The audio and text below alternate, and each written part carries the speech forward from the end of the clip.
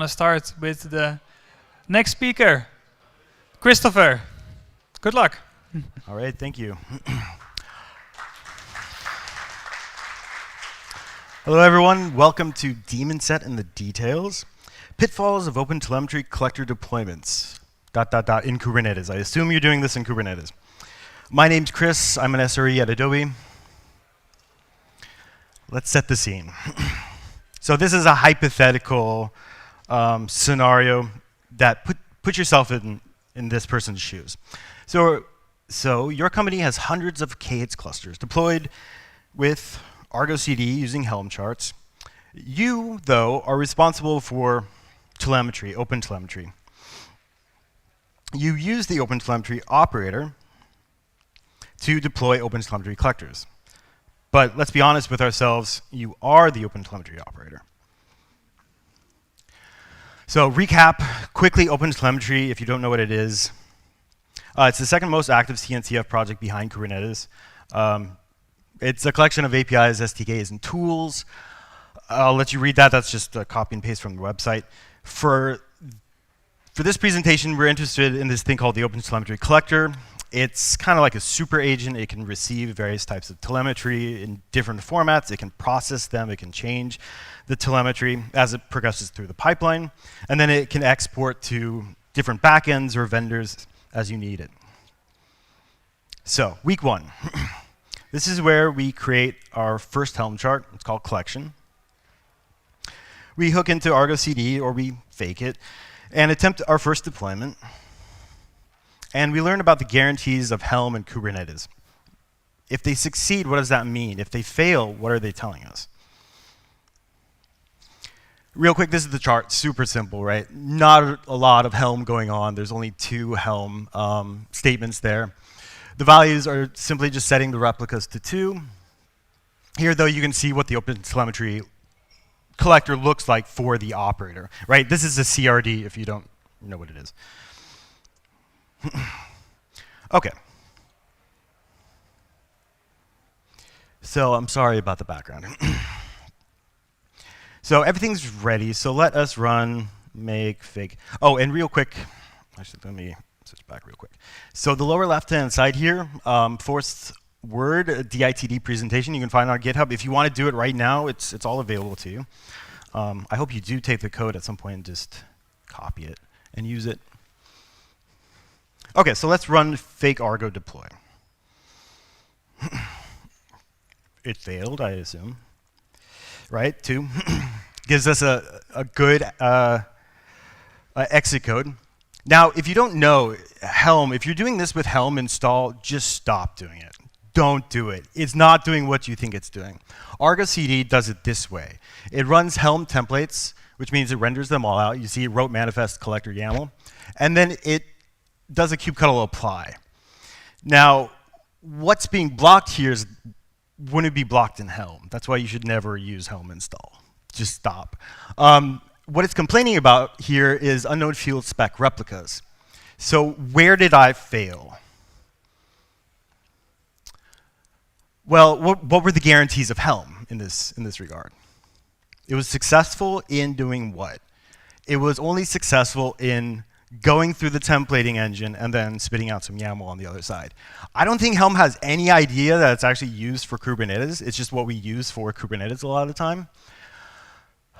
If you do an install, it does know about kubectl apply, right? But what's failing here, though, is the Kubernetes API server. It's not failing. It's my specification is failing the schema. So something's not right. This spec replica doesn't exist in the schema. If I go look, if I go take a look at my chart, so chart V1, templates, collector, you can see I'm setting replica. So what's the problem? Anybody know what the real one would be? Anybody? No, OK. Real quick, coming back to presentation, a quick mention of validations. And there's some basic validations that you should all be doing at the very least. If you're not gonna take the full plunge with me today, then you should be doing these things. I won't demo them here, but there's two tools you can be using. Kubeconform, it's a really great tool for the core API, core Kubernetes APIs. Like if you're defining a service or a deployment, it will validate if it meets the spec. Now, if you start to do CRDs, it's really a pain in the ass. And requires custom code and relying on tools that are often no longer maintained. And as I was preparing this presentation, I found something from the Kubernetes SIGs. So people are working on this. They recognize this issue. And there's a thing called kubectl validate. It's excellent for CRDs. It does exactly what a tool like this should be doing.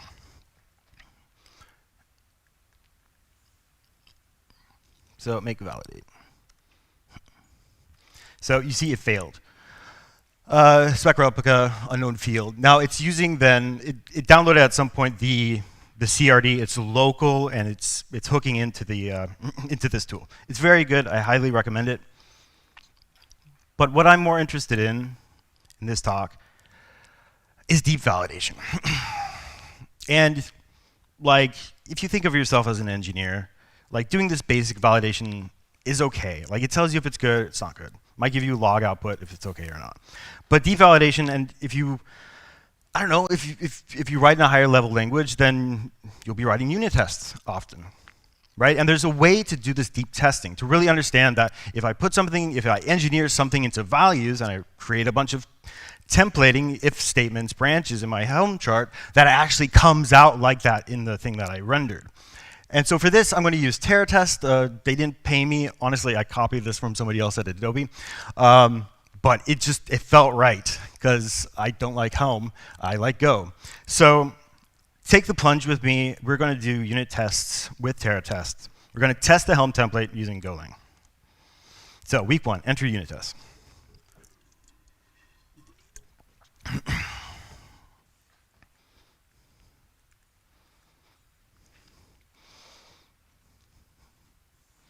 All right, so within the chart v1, I've created a nice little home for my tests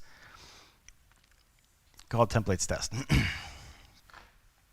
Now, TerraTest helps us do this easy in Golang.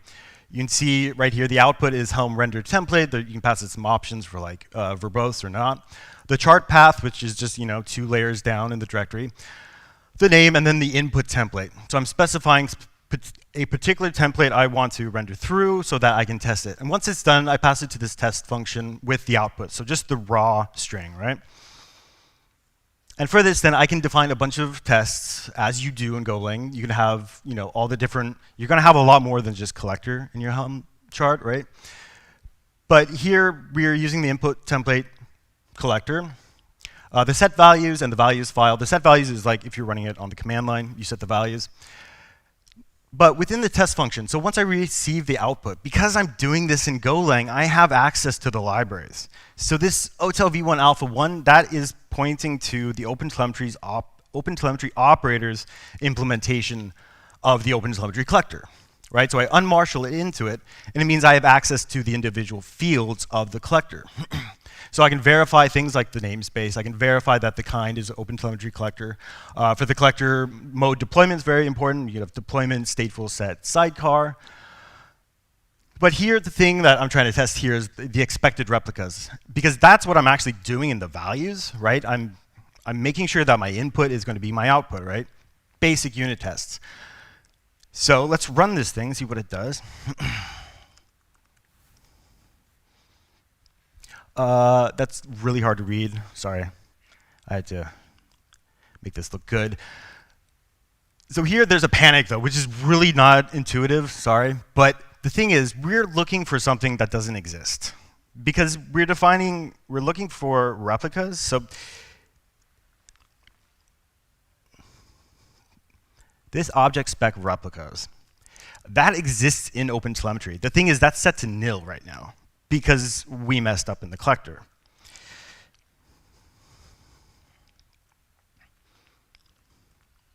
If we correct our schema, or we correct the object or whatever, we make unit tests, and it it succeeded. Doesn't look like it though.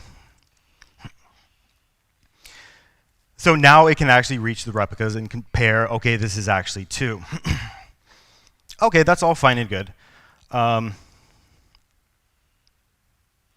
let's rerun our fake Argo deploy.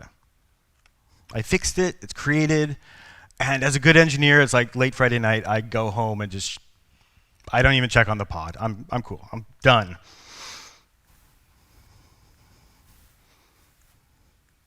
But week 2 runs around, and we check on our baby.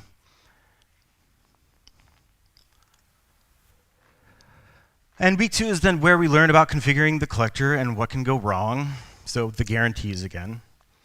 We learn about, it's not really a problem, but we learn about distributions and how it's difficult then to test an OpenTelemetry config. And then obviously validation and introspection into the OpenTelemetry configuration. Now, in week 2, we've moved beyond Helm and Kubernetes.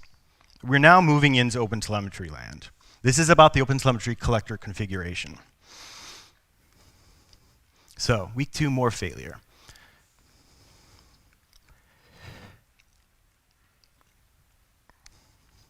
Now, obviously, you should have alerts, right?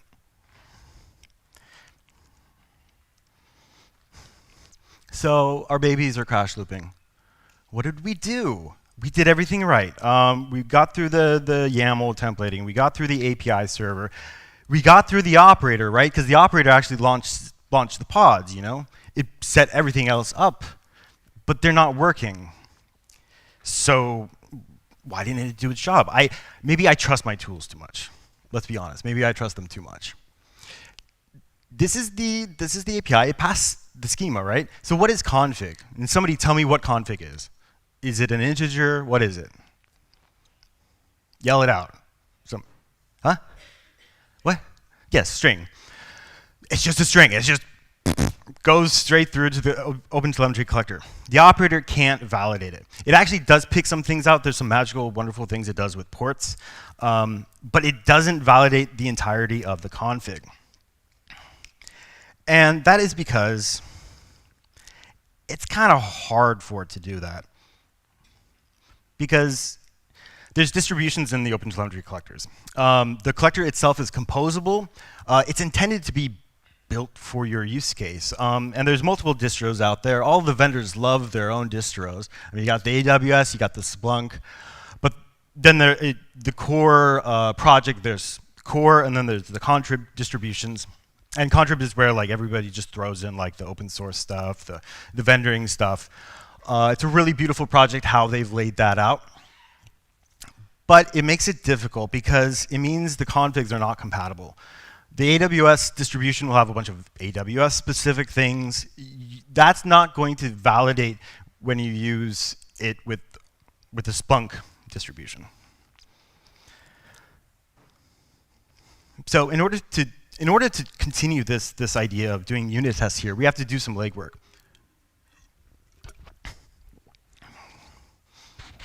Just pour it on my laptop here. Actually, before I move in, so as a aside, there is a basic validation you can do with the OpenTelemetry collector. Anybody know how to do this, like from the command line, to validate like a configuration for OpenTelemetry? I didn't know this myself either. So there is a way to do this. If you actually go grab the OpenTelemetry collector binary, there's a subcommand called validate. You can just run the validate. It'll give you an up-down vote, say if it's cool or not. Though I never give you the logs of the baby, so.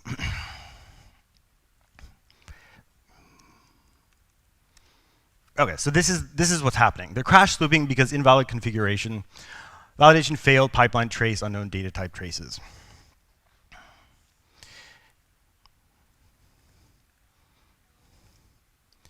So this components file, though, is really important. So every distro has this components file, and it That was what I showed earlier. That just says, okay, these are the exporters, these are the receivers I need, and I'm going to build them all together into this thing called components. There's a builder out there that will build this file for you.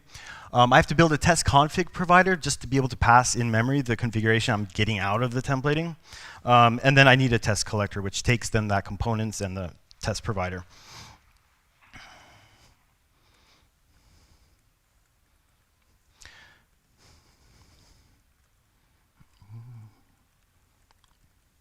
So if you're following along, you have to export this version here.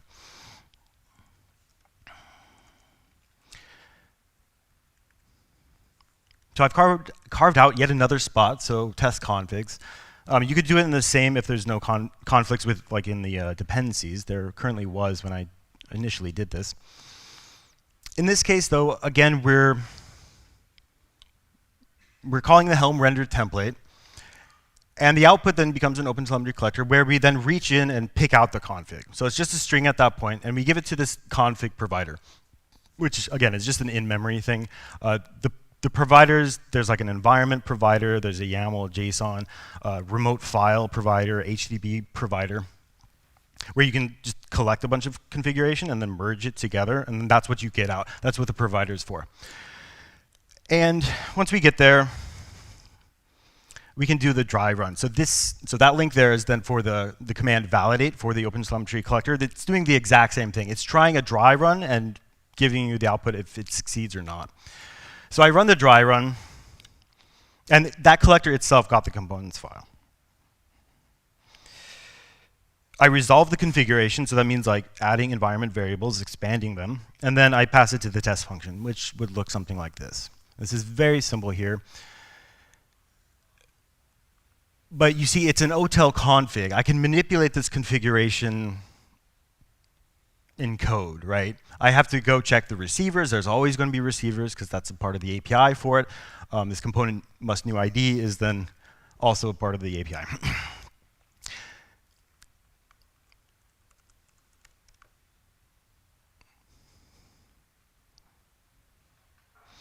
Okay, so now you can see it's giving me the same error as the pod, but without ever running it. I don't have to deploy anything. So let's go fix this then. So pipeline trace, what is the problem there? I, of course, know the problem. So it's not trace, it's traces. It's metrics, it's logs, it's traces. So let's rerun our unit tests. It's okay. And with that, of course, you can do the deeper validation. You can really tell, okay, I'm going to make this change here in the values file. It's passing all the way through the templating and then landing on my collector.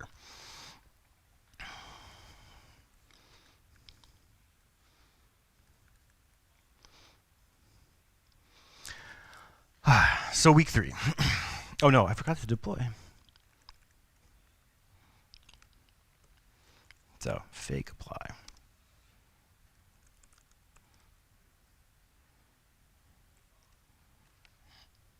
So they're running.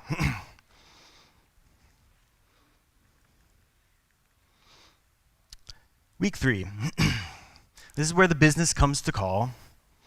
This is where we learn about the OpenTelemetry Transformation Language, OTTL, and we have dreams of promotion.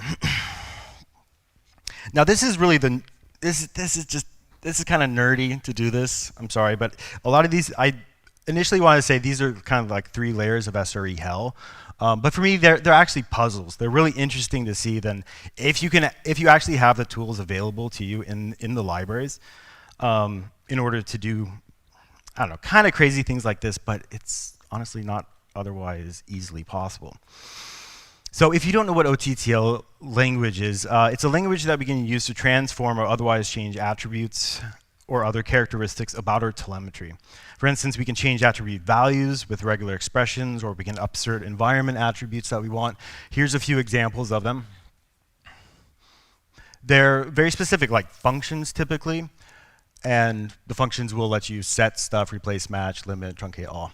Now imagine that though, because obviously, so when I say the business comes to call, your business is always going to have some business logic, some sort of thing that it does special to it. Oh, it wants this ID added to the end of this name or something like that. Or, the quintessential case is, whoops, we got some secrets on production leaking out. So this is what it typically looks like. But did you test it? How? Like, seriously, how the fuck do you test that? No, how would you have to test that? I know how you test it. You deploy it, right? You deploy it, and then you're probably going to have to follow it all the way up to production, especially if you're like trying to like get rid of secrets and stuff. And that's one of my gripes here in this talk is this dooms us to that manual validation the way it is. Not a lot of people have the wherewithal to do crazy shit that I'm doing here to test this. And I really asked them, the OpenTelemetry engineers, as good as they are, they're wonderful, how can we improve this? How can we make sure that we're not forcing the users to have to manually test things? Okay, so the point of no return. I make a DSL. You make a DSL. It's not me, it's you. Okay, so what I mean by a DSL is this.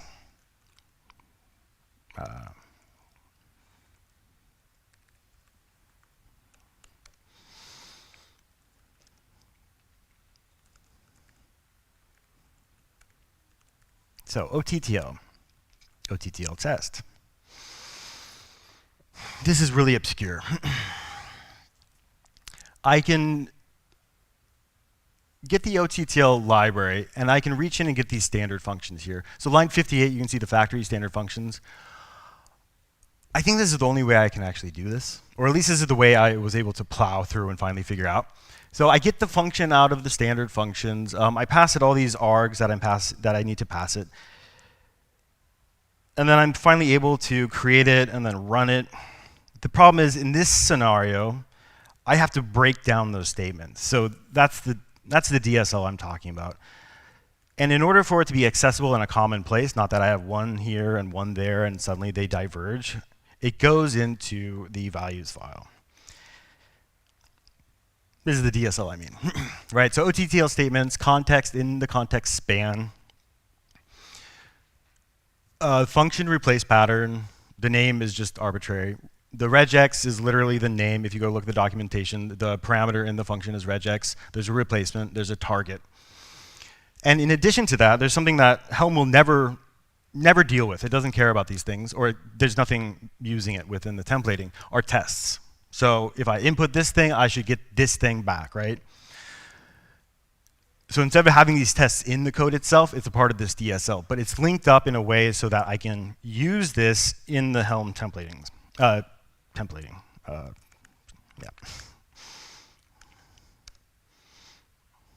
And this is what it looks like. So for every OTTL statement and context span, function goes into attributes. It's really hard to read, right? As it's always going to be. One thing I learned is like you have to quote this. If you don't quote stuff here, there's it tries to escape stuff in the regular expression, and then it doesn't work. And I spent too long dealing with that. So this is what it looks like. Okay, let's stop. Let's run our make unit tests.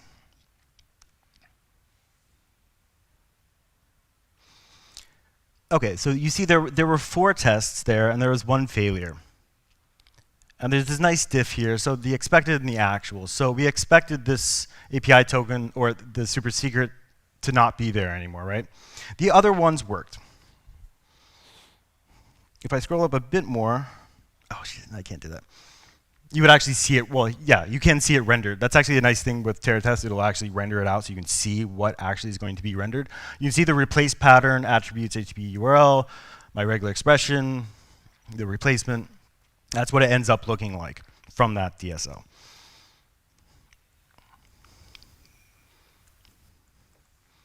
So I messed up my regular expression.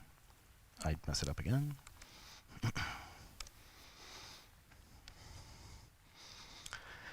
So at this point, I'm really confident to go to production and know that it's going to work.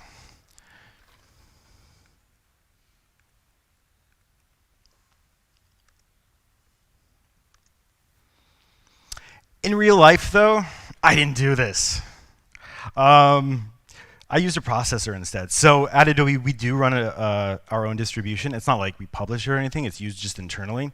And it was so much more straightforward to just do this fully in Golang than to go through this sort of configuration. But like 6 months later, then we were doing more with this, and then a colleague comes to me, and he's like, here's this big set of OTTL. Let's integrate it. I'm like, how do you test it? Don't know yet. So the processor actually made a lot of sense in this case. Okay, so conclusions. For me, this is about OpenTelemetry, but I think this applies to everything, really. I mean, we're using Kubernetes. You're using OpenTelemetry. Pretty much everything is written in Golang. If you're not writing Golang right now, you need to learn it. You already support it. You're not going to be effective at your job. Know the limitations of your tools. What are they guaranteeing? What are they not? What are they tricking you about? Helm install. OpenTelemetry engineering makes this possible. I love this project. It's amazing to have watched it over years and how the APIs have solidified and have been discussed, and it's really beautiful. But it's only possible because they have exported these, in OTTL, it's a bit low level, but with the collector, it's relatively high level. I have access to it. But the deep testing is not intuitive or easy. How can OpenTelemetry improve this? Can it? Do we want to make like a binary? I don't know if anybody's used Prometheus and used the Prometheus unit tests. Anybody? Nice, nice. Was that helpful or intuitive? Yeah. I don't know if that's the best thing. I think, honestly, just make the Golang easier, because we need to teach them to fish. The last thing I want to say, so I've done this in a lot of the Helm charts I've done, and there's other colleagues that are, I don't know, how do I want to say it? I don't want to call them juniors. They're not. They're just not quite ready to start to use Golang. And then we give them these Helm tasks, and they want to move beyond just doing YAML templating, right? I've given these tests, I put them into the charts, and now I have at least 2 people in my team. I mean, 2 is not a lot, but for my team, that's a pretty big percentage, right? Doing Golang now. And that's what I care about. And that's what makes me proud about this. Thank you.